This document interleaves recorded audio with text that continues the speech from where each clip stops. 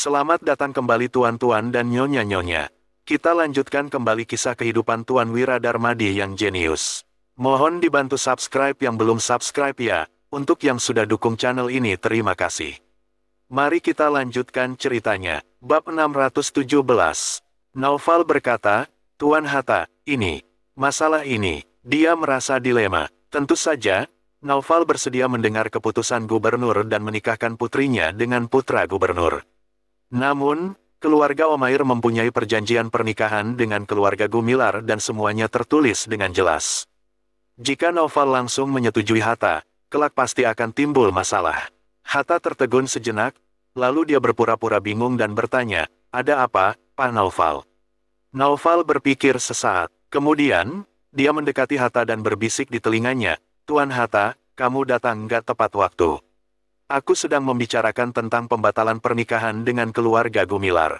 Naufal melanjutkan, bagaimanapun, semuanya tertulis jelas dalam surat perjanjian. Kalau nggak dibatalkan, nanti akan repot. Jadi, Naufal memang bijaksana. Dia menjelaskannya kepada Hatta, tetapi tidak membiarkan Fabrian dan Wira mengetahui hal ini. Dengan demikian, Naufal tidak menyinggung siapapun. Wira menyipitkan matanya dan tahu jelas apa yang dikatakan Naufal. Akan tetapi, Wira paham bahwa semua orang takut dengan perkataan gubernur di Provinsi Jawali. Mereka tidak berani membantah perintah gubernur. Ditambah lagi, kondisi keluarga Gumilar sudah terpuruk karena diabaikan oleh raja. Takutnya, keluarga Gumilar tidak akan bisa bangkit lagi. Awalnya, Wira ingin memanfaatkan bisnis untuk membuat Naufal berkompromi. Bagaimanapun, memakai uang lebih efektif daripada perasaan. Hanya saja, uang sebanyak apapun tidak ada gunanya jika dibandingkan dengan kekuasaan. Kala ini, Naufal pasti sudah bertekad untuk membatalkan pernikahan dengan keluarga Gumilar. Wira mendesah, dia juga tidak tahu bagaimana keputusan Putro. Apakah Putro ingin bersikeras mempertahankan pernikahan ini atau sebenarnya ini hanya formalitas? Menurut Wira, keluarga Omair juga tidak perlu ragu-ragu. Sementara itu, Naufal yang munafik juga tidak pantas menjadi besan keluarga Gumilar. Jadi, Wira merasa kalau pernikahan ini dibatalkan, juga bukan hal yang merugikan. Meskipun kesal, setidaknya tidak perlu merasa khawatir lagi. Oh, kalau begitu, pernikahannya dibatalkan saja, ujar Hatta. Dia tidak merendahkan suaranya, tetapi langsung melihat ke arah Fabrian. Hatta melanjutkan perkataannya, Tuan Fabrian, ayahku sendiri yang menjodohkan aku dengan nona besar keluarga Omair.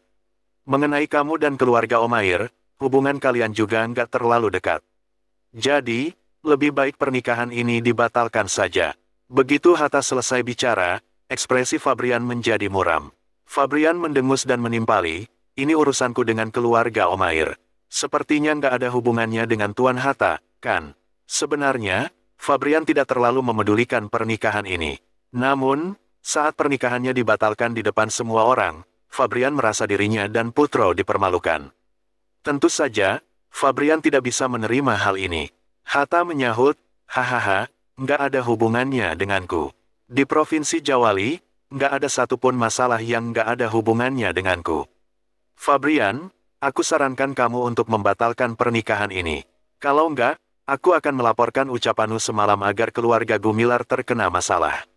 Hatta menambahkan, sekarang, aku bersedia berdamai denganmu. Jadi, sebaiknya kamu jangan bersikap keterlaluan, sikap Hatta sangat arogan. Dia mengetahui kelemahan Fabrian dan memiliki kekuasaan besar. Ayahnya juga merupakan gubernur. Itulah sebabnya, Hatta sangat percaya diri. Fabrian yang kesal masih ingat menanggapi perkataan Hatta. Namun, Wira mendesah dan menghalangi Fabrian, lalu berujar, pria sejati nggak akan merebut milik orang lain. Bukannya kamu agak keterlaluan kalau bersikap seperti ini? Keluarga Marino itu sangat terhormat dan termasuk orang penting di pemerintahan. Dengan memaksa keluarga Omair dan Gumilar membatalkan pernikahan seperti ini, bukankah reputasi keluarga Marino akan tercemar kalau kabar ini tersebar? Lanjut Wira. Naufal tercengang sesudah mendengar perkataan Wira. Apa Wira sudah gila? Beraninya dia berbicara seperti ini dengan Hatta. Ini adalah Provinsi Jawali. Apalagi, Wira adalah orang yang disalahkan pemerintah dan tidak akan dipekerjakan pemerintah selamanya. Nasibnya sama saja dengan Putro. Fabrian juga tidak menyangka Wira begitu arogan. Bahkan, Hatta juga tertegun. Ini adalah pertama kalinya Hatta bertemu dengan orang yang berbicara seperti ini kepadanya. Bab 618. Hatta langsung murka. Dia membentak, "Wira, beraninya kamu bicara begitu kepadaku." Wira juga tahu bahwa hari ini Hatta datang untuk mencari masalah, jadi Wira tidak terlalu memedulikannya. Wira berucap, "Aku nggak berani. Tapi, apa yang kubilang memang kenyataan. Kedua keluarga ini punya perjanjian pernikahan. Kalau Tuan Hatta meminta untuk membatalkan pernikahan tanpa alasan yang jelas, tentu saja ini kurang pantas. Pak Gubernur itu pejabat penting pemerintahan, semua keputusannya juga mewakili pemerintah. Jadi, apakah pantas kalau Tuan Hatta menindas orang seperti ini? Bagaimana kalau kami melapor agar pemerintah bisa menilainya?" Lanjut Wira. Wira berbicara dengan tenang, tetapi raut wajah Hatta berubah drastis. Jika masalah ini dilaporkan kepada pemerintah, tentu saja akan sangat merepotkan. Lagi pula, penasihat kanan tidak memiliki kekuasaan mutlak, ada penasihat kiri yang mengawasinya. Meskipun masalah Yuda membuat faksi penasihat kiri terpengaruh, orang yang pintar tahu bahwa raja tidak akan menjatuhkan penasihat kiri. Seperti saat raja membantu penasihat kiri untuk melawan penasihat kanan. Ini adalah cara raja menggunakan kekuasaannya untuk mempertimbangkan keuntungan dan kerugian. Jika masalah ini dilaporkan ke pemerintahan, faksi penasihat kiri pasti akan memanfaatkan kesempatan ini untuk menyerang faksi penasihat kanan. Hatta tahu jelas bahwa ayahnya sudah mendapatkan peringatan dari penasihat kanan agar tidak bersikap keterlaluan. Jadi, pihak gubernur pasti akan mengalami kerugian besar jika masalah ini dibesar-besarkan. Hatta menarik napas dalam-dalam, lalu tersenyum dan berucap, "Apa yang kamu bilang memang masuk akal. Aku yang nggak mempertimbangkannya dengan matang. Kalau begitu, aku nggak akan ikut campur dalam masalah keluarga kalian." Hatta melanjutkan, "Kalau nona besar keluarga Omair bersedia menikah dengan Fabrian, aku akan menyelamati mereka. Kalau kalian membatalkan pernikahan, aku juga bersedia datang lagi untuk membicarakan pernikahan ini. Sudahlah, aku nggak akan mengganggu kalian mengobrol lagi." Setelah selesai bicara, Hatta tersenyum dan berjalan keluar. Sementara itu, Naufal yang berkeringat dingin segera mengikuti Hatta dan berujar, "Tuan Hatta, aku antar kamu." Sambil bicara, Naufal mengikuti Hatta keluar dari ruang tamu dan meninggalkan kediaman. Hatta keluar dari pintu masuk kediaman keluarga Omair dan ekspresinya menjadi dingin. "Tuan Hatta, kamu tenang saja. Aku pasti akan membatalkan pernikahan," kata Naufal. Tadi, dia masih ragu-ragu. Namun, setelah Hatta datang, ditambah dengan ucapan Wira tadi, Naufal langsung membuat keputusan. Hatta harus memutuskan hubungan dengan keluarga Gumilar. Sekalipun Putro sangat hati-hati, Wira bukan orang yang toleran. Ucapan Wira tadi sudah menyinggung keluarga Marino. Jika Naufal melanjutkan pernikahan ini, bukannya dia cari mati. "Pak Naufal, ini urusan keluarga kalian. Aku nggak berani membantumu membuat keputusan, tadi aku hanya bercanda." "Sudahlah, aku pergi dulu," ujar Hatta dengan sinis. Kemudian, dia naik ke tandu dan pergi. Naufal mengembuskan napas lega. Dia langsung memasuki ruang tamu, lalu berkata, "Wira, lupakan saja urusan bisnis itu. Aku nggak mau berbisnis denganmu. Selain itu, pernikahan ini dibatalkan saja. Aku akan menulis surat untuk menjelaskan situasinya kepada Putro. Kalau kalian merasa rugi, aku akan memberikan kompensasi," lanjut Naufal. Selesai bicara, Naufal langsung membelakangi Wira dan Fabrian, lalu mengusir mereka, "Sudahlah, kalian pergi saja. Aku lelah, jadi nggak bisa melayani kalian lagi." Fabrian sangat marah, sedangkan Wira hanya mendesah dan pamit pergi. Sesudah pulang, Fabrian yang terlihat frustrasi berucap dengan canggung, "Paman Wira, maaf.